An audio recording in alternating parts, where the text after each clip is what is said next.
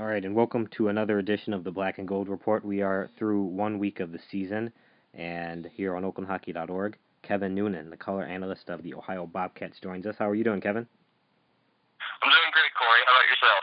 I'm doing good. Now, you guys had John Carroll this past weekend, and overtime or shootout loss, and then a win. Can you just tell us a little bit about what happened there? Well, first of all, I really think you have to give a lot of credit to John Carroll. Compared to what we saw from a year ago, that looked like a very good team, and a team that honestly I believe could do quite a bit of damage in the postseason this year. Obviously, they start the year ranked 22nd, but I think you'll see them shoot up a little bit. I think the difference that it really came down to this weekend was the play of their goaltender, Justin Commuto. He was sensational in the first game especially. Although he did allow 4 goals, he made well over 50 saves and really kept his team in that game. And as far as the second night goes, made some very big saves as well in what was a defensive struggle. So, it was a very good weekend, competitive hockey, and, I think Ohio was happy with the result. They would have liked a little bit more, but, at least being able to take one of the games and kind of get into the swing of things, I think they're feeling pretty good moving forward. How did your new head coach Sheridan do first weekend? I think he did a really good job.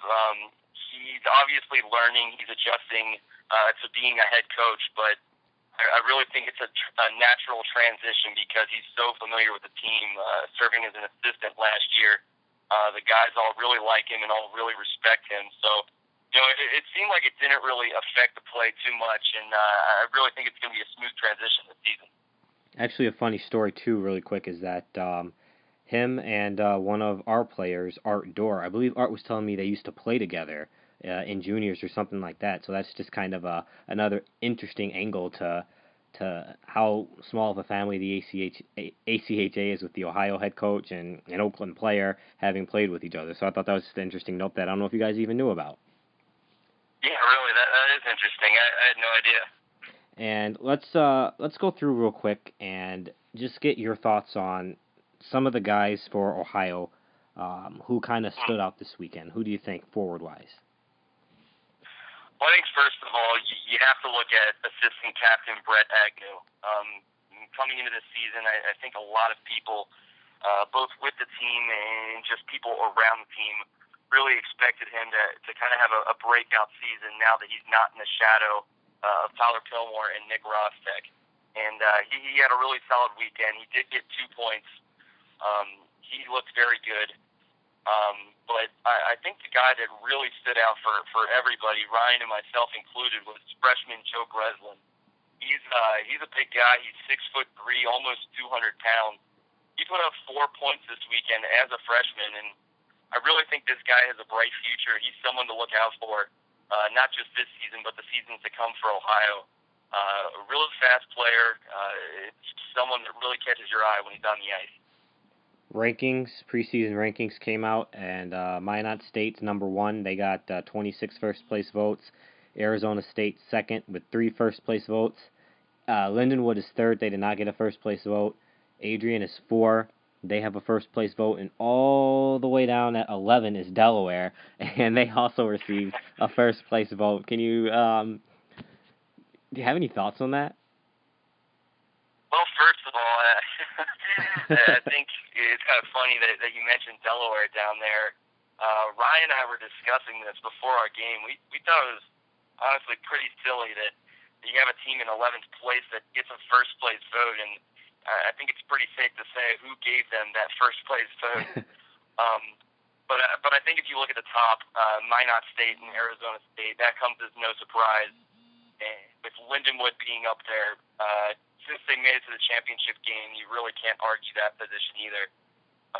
So, I don't really think anything stood out to me.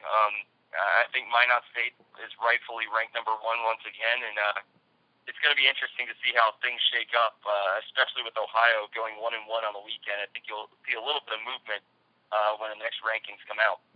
What do you think about Rutgers and Navy being ranked above Arizona, bringing back some memories from last year? Yeah, it really is, and I just wonder to myself, what does Arizona have to do to get a little more respect? It seems like they're the team that's just constantly overlooked.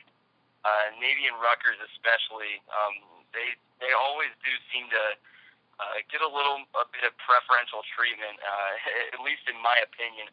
I think if you look back to the tournament last year, probably some bad memories for Arizona fans because they certainly deserved to be in the tournament last year and didn't get in. So I really do think that they should be a little bit higher. I think if you have any gripes in the bottom teams of the rankings, that certainly should be a case that you can move Arizona up a little bit. And then, one thing too is that, there's the new conference that they have out west, and the talk is this finally going to be the year that Arizona beats Arizona State? I think so at some point this year. We'll see. Maybe I'm wrong, but that's yet to be seen. And looking at the season, who do you think has the most pressure in terms of having to win a national championship this year? It's kind of tough, but I think a team that you just mentioned, I think Arizona State themselves have quite a bit of pressure because they were very hyped going into last year's tournament. Didn't quite make it all the way. They now are in a conference, so I think they have that to look forward to. I really do think that that's a team that should be very good, but once again, I think they kind of build a lot of pressure on themselves and hype themselves up a little bit. It'll be interesting to see if they can follow through or not.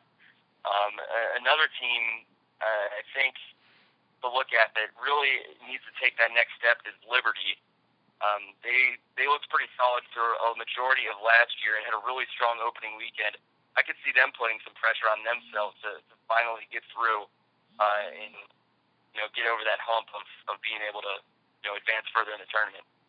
Yeah, I would also add to that Oklahoma. They're a team that always seems to be in the top and just for whatever reason hasn't gotten it done. Now, a team that Oakland plays a couple of times this season is Adrian. Where do you think they stand in terms of having to win a national championship? Because Dan Phelps has done a tremendous job down there in Adrian, and he has the team as a top team. They pretty much are doing good things in the GLCHL. If you look back to last season, and I think that's a team that really needs to be probably pretty soon having to win a national championship. Yeah, honestly, I absolutely agree with both of your picks. I guess I skipped over Oklahoma a little bit, but I completely agree with that. But yeah, as far as Adrian, we saw they were number one for a good portion of last season. I do think that they do have some pressure on themselves. You look at the season that Sennett Patton had a year ago, just incredibly impressive as a freshman, putting up 70 points. I think if you can build on that type of season with him, that would be huge. And also you look in net, Matt Anderson was very good for them a season ago. He comes back this year. He could be a difference maker for that team. I really think that the sky's the limit for Adrian. If they play as they did last year up until the tournament, who knows? They could absolutely be one of those teams there at the end. And then I know we were talking about John Carroll a little bit earlier here as Kevin Noonan, the color analyst of the Ohio Bobcats, joins us here on OaklandHockey.org. Would that be kind of your, I don't want to say surprise team, but kind of team that isn't really making a bunch of noise, isn't really in the top 10 or something that has a shot to win the whole thing? Who would be that team?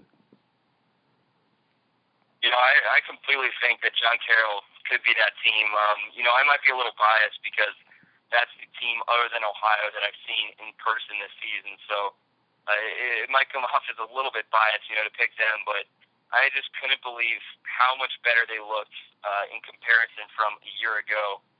When Ohio did play John Carroll last year, they outscored them 14-4.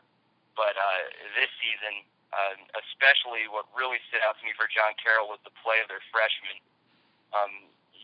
They have some pretty solid senior leadership, and as I mentioned earlier, a really good goaltender in Justin Camuto. But if you have freshmen that can step in and play such an important role on your team, that just makes all the difference.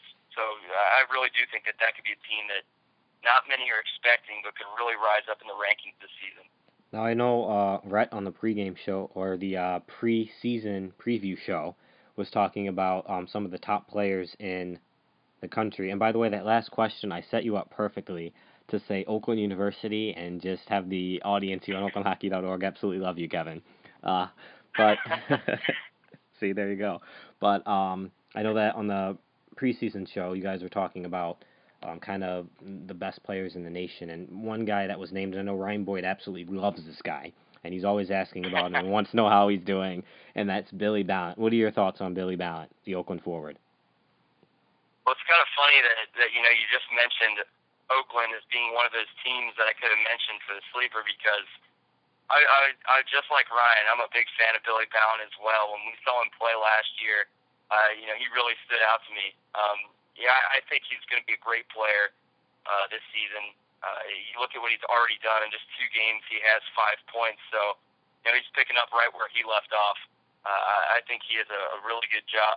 Can do a really good job for Oakland. And you just look at his line mates, Anthony Kalitsa as well.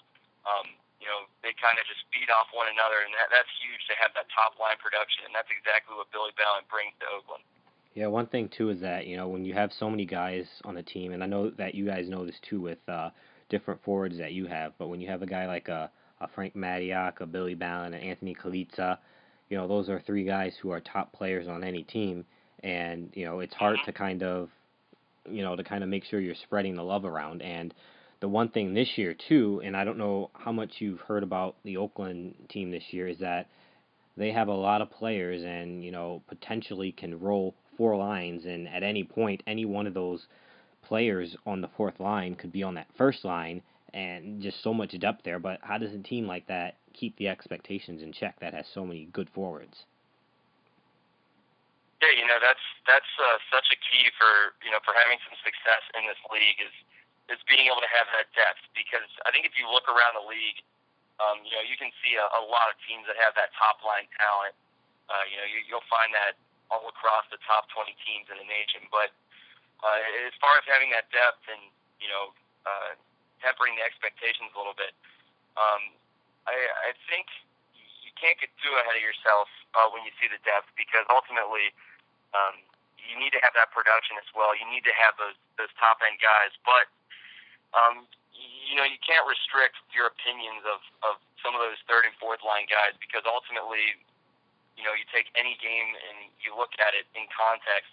That can be the difference maker. You have a 3rd line guy stepping up, scoring a game winning goal. That's the difference, and that's ultimately what makes or breaks teams here in the season. That's true, because you're going to have, if you just think about it this way, that when you get to the national tournament time, just say, hey, our first line, let's say it washes out with their first line in terms of production. Same thing with our second line. So now it's up to your 3rd and 4th lines to kind of be those difference makers. Those guys are going to be grinding, getting into the corners, scoring goals, and one guy that didn't play in the 2nd game last week was a Mike McKinnon, and he was out of the lineup, and he's a guy who's going to be a tremendous player. You had a Billy Coker didn't play both games last weekend, so for Oakland, just when looking at that, that's going to be kind of one of the keys is how do guys respond to when they're not playing, and they have to understand that there's a lot of talent on the team. Overall speaking here, just your general feeling on, I know we talked about it a little bit, but if you had to pick today, who would win the national championship? If I have to pick today, I'm going to take the easy route here and go with Minot State. I just think that last year they were so good because they had the size, they had strong defense, and their goaltender won Player of the Year last year, but you almost have to wonder how much work he actually had to do because the defense was that good. I just really like them from what I saw last year, and I think until a team proves that they are the team to beat, I can't really see myself going with anyone else other than Minot State. I know it's so hard to repeat in this league, but I think if there was a team that ever had a chance to do it, it's this group at Minot State. 2 more things here. Who would be your CSCHL favorite right now? It's kind of a toss-up. I really think you look at the top 5 teams. That would be every team other than Indiana, and I think you can make a realistic case for any of them But if I had to pick a team, I might be going a little bit out of the box here and saying Iowa State. I was just incredibly impressed by their goaltender, Jonathan Cooper, last year. He was sensational to end the year. And I really think that's a team that's really hungry after they fell in the CSCHL finals, as well as how they lost in the ACHA National Tournament. That's a team that, I can really see stepping up this year and really kind of getting back to where they were in the past. And then GLCHL favorite, who would you pick? It's a tough pick, and I know this might upset a lot of people, but I'm going to have to go with Adrian just because of what they did a season ago. I think you look down the list, and the GLCHL is very good at the top, and you can make a case for any of Adrian, Davenport, or Oakland being very good and being there in the end. But we did talk a little bit about Adrian earlier, and I do like what they did a season ago. I think they can build on that, and I think they're number 4 in the preseason for a reason, and I think they're the favorites here in the GLCHL. And it's going to be one of those interesting seasons here. And before we go here, your quick take on the new ranking system in terms of the computer polls, Kevin. Well, Corey, honestly, I absolutely love it. I don't think you're going to find a perfect system as far as rankings go, but I think this is about as good as it's going to get because, something that we saw last year towards the end of the season, you would see a lot of teams move 2 or 3 places, and you kind of wonder why that happens when the rankings have been pretty consistent through the season. But what this will do, I think it'll eliminate the temptation from coaches to kind of set matchups, or at least try to set matchups that favor their team. And what this will do is it's going to reward the teams that are playing challenging schedules. And ultimately, if you're playing good teams and you're beating good teams, you're going to be favored for that. And I think that's how it's supposed to work. And I think it should work out that way. We'll have to see. But, so far, early indications, I really do like it. All right, Kevin, and people can follow you on Twitter that are interested in finding more about the Ohio Bobcats. All right, you could follow either myself at KNoonan991 or follow, and I encourage everybody to follow the team's Twitter, and that would be at Bobcats Hockey. All right, you and Ryan, and you guys do a good job down there, and hopefully we'll be playing each other at the national tournament in Delaware, Kevin. Yeah, that we are hoping for that as well. Exactly. All right, Kevin, have a good one. Thanks for joining us here on the Black and Gold Report. All right, thanks a lot, Corey.